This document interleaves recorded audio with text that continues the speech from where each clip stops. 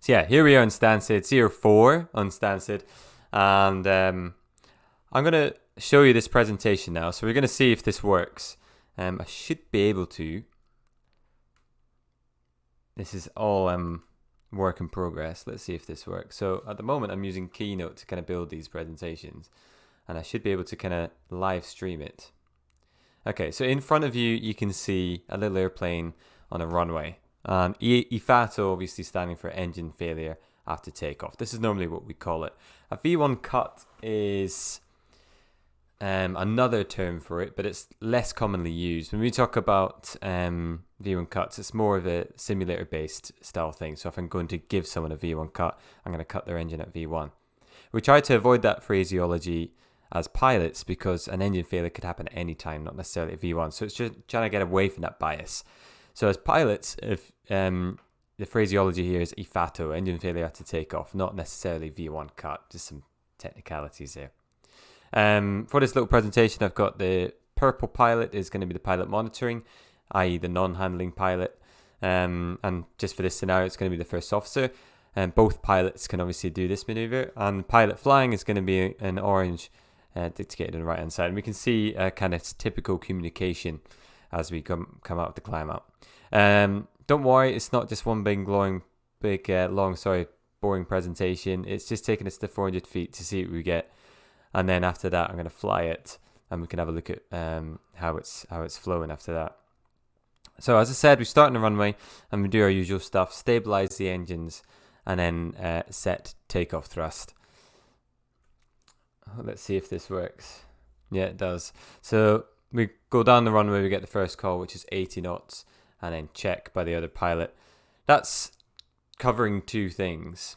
It's first of all a check between the two pilots to see if they're both awake and not dead. If one of them has become incapacitated, is the better word for it, the takeoff will be rejected at that stage. So if a pilot's suddenly not feeling well in takeoff roll, that's one way to check that. If they don't make the call at 80 knots, check, then you can say 90 knots, check. And if nothing at 90 knots, then you're supposed to stop the aircraft. Either pilot can stop the aircraft for that reason. It also has another function from a captain's perspective. So normally, in most airlines, the captain rejects the takeoff, okay?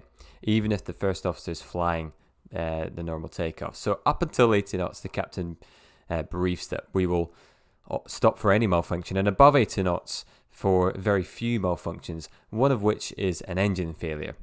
So actually the mentality of the captain up until 80 knots is to stop the aircraft, and after 80 knots is to continue the takeoff, because it's more likely you're going to have a minor malfunction on takeoff than an engine failure. So the mindset up to 80 is stop, and the mindset after 80 is go, apart from these few conditions, such as an engine failure or a fire. So we've passed that, and now we get to the V1 cut, or as I prefer, the engine failure after takeoff stage. And V1 and VR are normally quite together. So V1 rotate, unless it's a wet runway, the V1 might be a lot less. It's normally together, as I said. We'll rotate the aircraft, and the flight crew training manual tells us that we should rotate the aircraft between 1.5 to 2.5 degrees per second. Okay, so remember the NG series goes from 600 to 900, yes? So the short aircraft can quite happily rotate at 2.5 degrees per second because the tail's not close to the runway. The longer that aircraft is, the closer the tail is to the runway. So in the 737-800, we prefer to rotate the aircraft at about 1.5 degrees per second. And we rotate the aircraft for two engines up to 15 degrees pitch up. So that would normally take about 10 seconds. It's quite a long time. So if you're flying this in a simulator, try and count yourself. Really, you want to take 10 seconds from the initial actions of rotate all the way up to 15 degrees. So all engines, 15 degrees pitch up, as I mentioned. Single engine is 12.5 degrees pitch up. So that's here. The little markers below the 15 degrees, between 10 and 15. The red line that you can see in the PFD there. All right. Around about the same time, we're going to have an engine failure or some sort of engine malfunction, at that point, you're only supposed to say one thing, okay? And that is what we have. So engine failure or engine fire. Do not mention the engine it is, or you think it is. Do not mention any conditions you see yet. Just engine failure, engine fire, not number 1, not number 2, nothing like that. Because this could lead to serious problems if you get it wrong, and it could confuse the pilot flying. And when you're about 10 feet off the runway, this is not a time to be kind of diagnosing that information. So that's what you say as a pilot monitoring. The pilot flying doesn't say anything and just carries on rotating the aircraft. As I mentioned, at the same rate as 2 engines, so 1.5 degrees per second up to 12.5 degrees pitch up. All right. So we continue to a very like quite slow rotation, but the same for 2 engines and 1, and we get to what's called our screen heights. Okay. So normally we have balanced field takeoffs on the 737, and what that means is if this is the length of my runway here, I want to use all of the runway available to me and minimize the thrust I need, because if I minimize the thrust, then I save the engine life. If I use max thrust everywhere I go for takeoff, I'll get off the ground really soon, but the engines will last not very long. So I'm looking after the engines, and I do, as part of my performance, I work out what the minimum amount of thrust I can take is to depart on that runway. Once I work that out, and I use that performance, I might not always, but in this occasion I have. If we have an engine failure at V1, this is how high I'll be at the end of the runway. For a dry runway, I'll be 35 feet above the end of the runway. And for a wet runway, which is basically just the top of the ceiling, is 15 feet. So really, really close to the ground, these margins. After the runway, there's like a clearway area here, with so there shouldn't be any trees, etc. So all of this is calculated when we do our performance calculations by, the EFB or whatever we're using. So yeah, engine failure, engine fire. Then the next call by the pilot monitoring is positive climb, and then I respond with gear up, and the pilot monitoring will respond with gear up and move the gear lever. Now, as part of the emergency briefing, I would say there'll be no actions below 400 feet except to raise the landing gear and cancel any warnings, and that means exactly that. So once we get through the takeoff phase up to 400 feet, all the warnings can be cancelled. Don't try and diagnose what they are. Just cancel, cancel, cancel.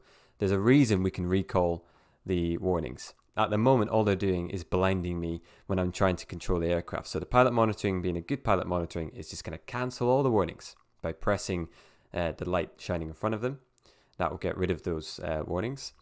And we go to 400 feet where we do the rest of the engine failure management, which is heading select, and then we start diagnosing. But we'll look at that in the air. So you can see the very last stage, really, I'm just trying to maintain my track and follow the pitch bar. So the pitch bar is going to tell me correct information. The flight directors are useful, apart from maybe the roll. The roll might not be useful because we've got an engine failure. It doesn't account very well for that. And of course, we should trim the aircraft as well. And I'll talk about that as we sit in the airplane. So, and in the background here, we should double check that we have indeed got a failure, because that would be a bit embarrassing if we don't have it. So I should have one, one active. So this active failure is an engine to V1 cut. PMDG doesn't really give me the opportunity to do any more than that. What kind of V1 cut? Because, an engine's not going to fail in one particular way. There's so many different things that can go wrong with an engine. But there's a few kind of ways we can diagnose as to what kind of failure it is. Is it catastrophic? Is it a separation of the whole engine? Is the engine just, flamed out? Is it just powered down? Could we restart it? Or is there a fire? So that's how we categorize engine failures. Those 4 categories. Severe damage. We have an engine flame out. We have an engine fire. And we have an engine separation. So those are the 4 categories as a pilot I'm looking for. And I'll show you later how we kind of interpret between those 4 conditions as we take off. Waiting for 40% N1 and stable, toga. So the flight directors pop up and toga is enunciated. Right, I'm looking towards the middle and the end of the runway the whole time to keep the aircraft on the center line. Middle to the end of the runway, even throughout the engine failure. 80 knots, check. So I'm now goal-minded. But I would still stop now for an engine failure. After V1, I'm committed. There's the engine failure. Okay, it didn't quite happen at V1. That's a shame. So V1, rotates. So I would have stopped for that. See the steady rate of climb to 12.5 degrees. And we've got positive climb. We can take the gear up now. So I'm trying to do two things. I'm trying to get on the center line with the track line here. And I can follow the pitch bar with the flight directors. And remember, up until this point, all I'm doing is cancelling any warnings. So I can cancel this master caution and taking the gear up. 400 feet. I'm going to pause it there. So we got taking off. Throughout the takeoff roll, unfortunately the V1 cut didn't work exactly at V1. I'm not quite sure why, but I didn't want to reject for that reason. I'm trying to maintain the center line with our track line here, okay? I'm trying to hold that thick line on the dotted line. And that should keep us on the extended runway center line. So that's what I'm trying to do there. By doing that, I'm maintaining balance with the rudder by keeping the sky pointer, as it's called, and the little balance slip rectangle underneath centralized and the wings level. So that's what I'm doing on the takeoff roll.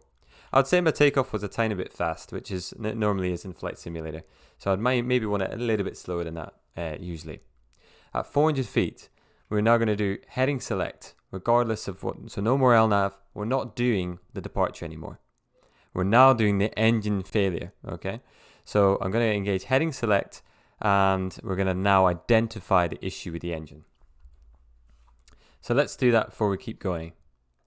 Normally, the lower DU, which is this here, these are DUs, display units. In fact, they're all display units. We just call this the PFD, the ND, and the upper DU, which is the one in the middle at the top, and the lower DU, which is the one down here. So normally the lower DU would pop up if there's any problems with the engines, which obviously there is. Now, this is where PMDG gets it a little bit wrong. So we've got this big fan on the front, okay? And you can see the fan moving. If you ever board an aircraft and it's a little bit windy, you'll see the fan moving, won't you? Ticking along. When I get into the cockpit, the N1 will show that, the N1 indication. The N1 is the big fan at the front, yeah? This top one here. And that would actually show 0.2 or 0.3 or even up to 1 on a really windy day. So why is it showing me 0 now? Because I'm flying at 150 knots through the air. I should be getting that fan moving round and round and round. So if it was an engine flame out, there would be movement in the N1 fan. There would also be movement in the N2 compressor because they're all linked together. Okay. So if there's any seizure in the engine, i.e. the engine stopped all of a sudden due to damage, that would indicate quite nicely through a 0 indication here. Or a 0 indication here. So anytime I've got a 0 in the N1 or a 0 in the N2 for an engine failure, I'm thinking seizure, severe damage, okay? So this looks like a severe damage to me. If I had rotation in both, these indications would look like a flame out. And then if I had a fire or an overheat, there would be also considerations as well. So the way you go through this as pilot monitoring through 400 feet is the pilot flying says heading select. He tells you what mode he wants because he's flying or she's flying. And then the other pilot would engage heading select. The pilot flying says state malfunction. The pilot monitoring is going to go through it like this, starting from top all the way to the bottom. And the bottom isn't the bottom of the lower DU. The bottom is all the way down here by the fire switches, okay? So, N1, we've got no N1 rotation. We've got no N2 rotation. Engine fail flag. And you don't mention stuff that is normal, okay, for that condition. So there's no need to say all temperature is this, all quantity. No, just what you see that looks abnormal. No N1, no N2, no engine overheat. Okay, it's good to mention if there's no fire, if there is a fire. So no engine overheat, no fire, and then you tell the other pilot what you think you've got. Engine seizure, engine severe damage, number 2. Okay. So that's how you have to say it to them. And then the other pilot's going to look while they're flying, which is a bit tricky, and have to double check what the pilot monitoring has said and say, I agree, engine seizure number 2, or I disagree, and then tell them what condition you think you've got. So I've got heading select, state malfunction. We've done all that. We've talked about it already. And I'm getting 400 feet off the radio altimeter here, okay? So that's where I'm referencing that 400 feet. Not off the altimeter, because obviously that's set to mean sea level, off the radio altimeter. So 400 feet above the ground. Still flying, thankfully. We've agreed on the condition. So now we have to do memory items, okay? So for a standard engine failure, i.e. a flameout, there's no memory items. You can look at the QRH. For an engine severe damage on the number 2, there is memory items. There is combined memory items for a fire, a severe damage, or a separation. Now, a separation would be indicated by a complete blanking of all the instruments on that side. God forbid that should happen. So with a severe damage, we have to go through the memory items. And then I, as pilot flying, would ask the other pilot to complete those items. I can't really reciprocate that very well with my limited equipment. Unfortunately, my yoke is broken, so I'm using a little joystick with only one throttle. So I can't really show that very nicely. But I can show you what they are. So it'd be auto throttle if engaged. Disengage, yeah, disengaged. Thrust lever number 2, confirm. So you confirm the major items with the other pilot. Close, and then you close it and say close. Engine start lever number 2, confirm cutoff. Confirm, cut off, and I don't know why the engine page changed there when I pressed that. And then finally the fire switch down here, engine number 2 fire switch, confirm pull. So why are we pulling the fire switch if there's no fire? Well, if we have severe damage, we want to isolate that engine from as many systems as possible. We don't know what's going on back there. It's not working. We're not going to try and relight the engine. Let's just get rid of it as much as we can. By pulling the fire switch, we're doing loads of stuff. We're disengaging the engine's hydraulics and the fuel as well. It's closing the fuel shutoff valves. It's completely isolating the engine electronically. So by doing that, if there is any damage, hopefully we're not going to further the damage by having that engine still rotating and messing up maybe other systems. So we pull the fire switch if there's damage to the engine. But obviously if there's no fire, there's no point pulling the fire extinguisher. So we don't twist it. To twist it would extinguish the bottles. For now, we just isolate the engine. Once I've done all those things, again, communication is absolutely key, and it's very disciplined when you do your type brain. You tell the other pilot, engine severe damage, memory item is complete, and that's it. All right, so we're carrying on. That's all done for us. Let's see if I can quickly do that. There we go. Remember, we can cancel them for now. We'll come back to them. There's 1,400 feet. I've set that on here, and there's a reason. And the only reason I set this on the barrel is in case this has happened, then an engine failure. So this is my acceleration altitude with the one engine. Okay, and it's pretty much always 1,000 feet above the airdrome level, apart from maybe some particular places. So at this point, we're going to bug up and retract the flaps. You notice I can't see the bug up speed on the PFT. All I can see is bug 1. If I set 222, that's my max weight, or at least it is for my airplane, max weight flaps up speed. So I know that's a safe speed to go for now. So I'm going to go for 222. Oops. Sorry, I pressed the wrong button there.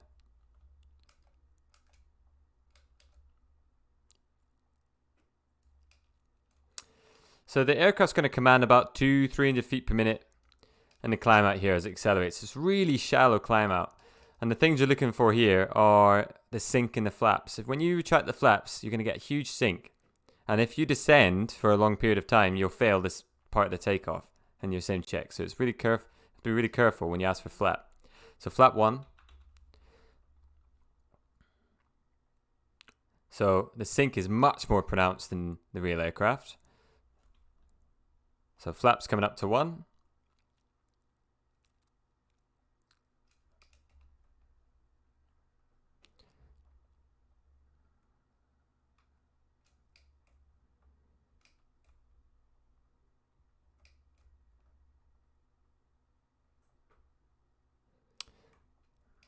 Now, there may be an engine failure procedure. For this one, it's just straight ahead 3000. I'm with vectors with ATC. Trying to keep the track. Let's not forget the track. And flaps up now. So we take the flaps when we pass that bug for that current flap setting. I can see the flap up speed, so I can ask for bug up. We can bring that now. I'm going to ask the pilot set 3000 because that's the MSA around here and that's what I've briefed I want to go to. And now we're climbing away with flap up to 3000 feet. At this point, I ask for three things. Level change, max continuous thrust, which is down here in the FMC. So look at the thrust bug change. We did have takeoff thrust, or climb 1 even. If we go max continuous, we get another 5% N1. So I can add that to help me get away. So max continuous thrust, in fact I have to add that. So I'll set max continuous now. More thrust means more rudder required, more thrust asymmetry. Well, not that much, it's quite tricky with this thing. And now I can engage the autopilot. I'm going to wait until I level off, however, because this might be a bit tricky trying to engage that at the same time. Now here comes the real tricks. What thrust setting to set for when you level flight? 737 is the magic number. Trust me. So about 737, it's just a rough figure, it depends on the weight. But 737 is a fantastic benchmark for single engine level flying. Okay, now I'm level at 3000 feet. I'm going to select Command A. Check it in the FMA always. And here we are. Trim. I want to set some trim as well. So before I do that, I'm just going to get us pointed to somewhere sensible. At this point, ATC can probably be told now that we have a serious problem. Up until that point, we might tell them to stand by. If we tell them to stand by, they've got a good indication as to what's going on. We've got a problem. So we'll go Barkway, we'll go LNAV, and we can fly to Barkway. This would have all been briefed as part of the takeoff briefing. Now I need to set some rudder trim. I couldn't really do it in the sim. I would have done this already in takeoff. But I can set about 4 units of trim, and that should level everything out. So I've got rudder in at the moment with my feet. I need to trim that out. So about 4 degrees of trim in the direction of the rudder that I'm using, which is left rudder. Makes sense because all the thrust is coming from my left side. And as I add the rudder trim in, I want about 4 units. 4 units of rudder trim should be about right. That happens to be about 7 seconds. I don't even have to look at that. When I hold it left and I count 1 Mississippi, 2 Mississippi, 3 Mississippi to 7, I know I've got about 4 units of trim. So 7 seconds of trim should work for level flight. So aviates, the plane is flying, the autopilot's in, it's trimmed, and it's, there's nothing else to do right now. Navigate, we're heading towards Barkway, and communicate, we've told ATC, and I can tell the cabin crew as well to remain at their stations, whatever it is. Await further instructions from me. Basically, we've got an issue and we're dealing with it, and each airline has their own set of standard call-outs they would use for that. I'm going to bring out the QRH. So now we'd ask for the non-normal checklist, okay, as it's called. I never use the word emergency, don't know why, but non-normal checklist, I'm sure there's a good reason. And then we have to find it on here. So engine failure, engine severe damage checklist. Was that 8-2? Let's see if we can find it on here.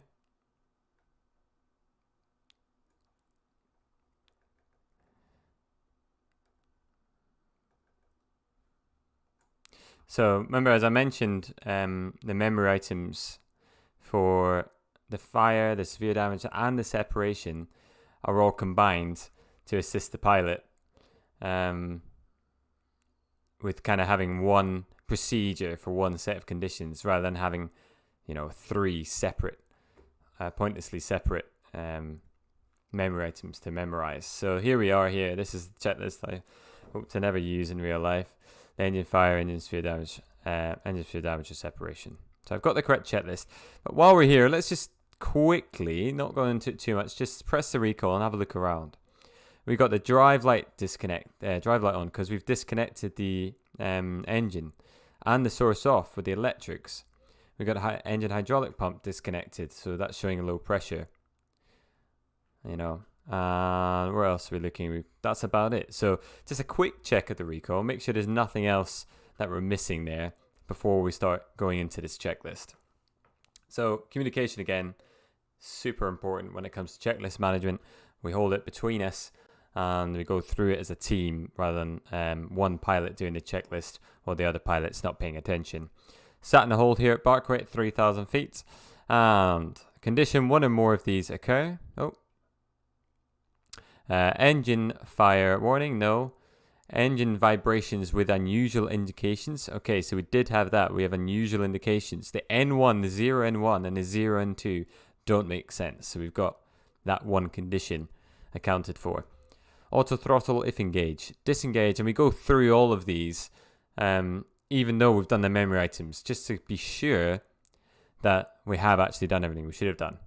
As you can see here, if we had a fire or an overheat, we would actually start twisting this handle to discharge the fire extinguisher bottles. We have 2 fire extinguisher bottles, and you can use both of them for one engine. Right, so on to the next one. We have high airframe vibration occurs and continues after the engine is shut down. No, we don't have that. Isolation valve switch close. So we don't want the failed engine to affect the, maybe there's oil or something coming out of that engine. We don't want any of that coming into the other pack or any other issues. So we just close the isolation valve, isolate the 2 pack systems. Pack switch affected side off. So right side. You don't have to confirm this with the other pilot unless it says so. And it gives us some information about what the pack's doing. APU bleed air switch off. Choose one. APU is available for start. It is. So I'll start the APU. And it says when APU is running, APU gen affected side on. Okay. So we can hold it there for a second. Now would be a good time to get some weather. Start thinking ahead. What are we going to be doing from now on? While we're waiting for the APU to run. We know we're going to have to land with one engine. Is it worthwhile staying here? Or is it worthwhile going somewhere else? We've looked at the weather as part of our morning briefing, so we should have a good idea of what's happening. But we know that Stansted, we can see by looking out the window, is suitable, and the wind is fine as well, so it should be no problem. So the APU is ready to accept an electrical load, and as you can see, it can take the right-hand side. The autopilots are connected to the respective buses, yeah? So autopilot B is on this right-hand side of this electrical kind of diagram, and autopilot A is on the left. So if I was to interrupt any electrical signals, we could disconnect the autopilot.